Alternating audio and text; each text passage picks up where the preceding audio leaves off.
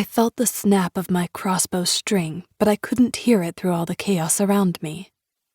Up ahead, my bolt penetrated the shoulder of a lean female woodface.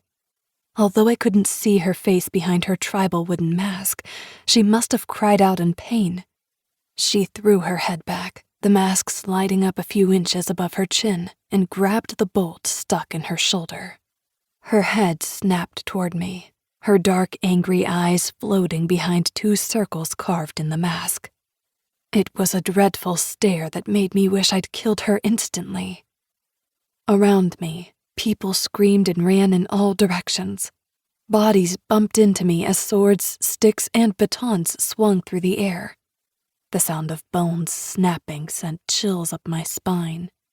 With all the screaming, stomping, and clashing of weapons, I wasn't so sure I'd heard it right, so I looked twice, only to spot a man with his mouth agape as he reached for his deformed leg.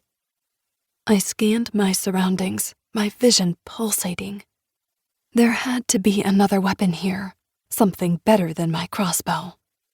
Although it had initially served its purpose, the wood faces had pushed too far into the courtyard, and we were dealing with close-range combat.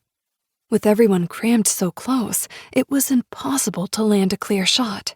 Yet before I could find a useful weapon lying on the ground, something fast-moving caught my eye, something running toward me. I raised my head in time to spot the woman I'd shot sprinting toward me, a wild look on her face.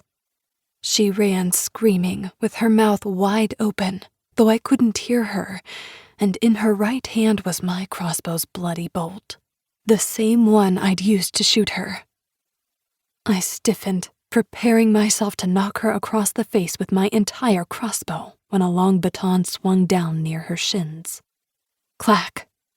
Ungracefully, something or someone propelled her forward before she landed flat on her face. Who struck her? There were too many people around me.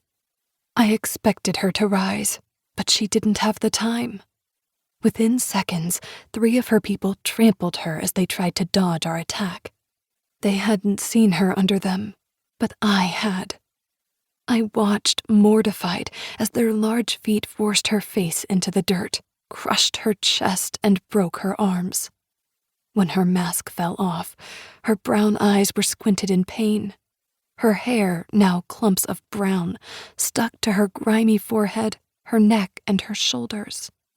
She had a short face, though it elongated as she cried out, her mouth wide open. With her uncrushed arm, she reached out and mouthed something. I couldn't tell if she was asking for help or asking them to get off of her. Tears streamed from the corners of her eyes as she pleaded silently, praying for the pain to stop. But no one noticed her. No one but me.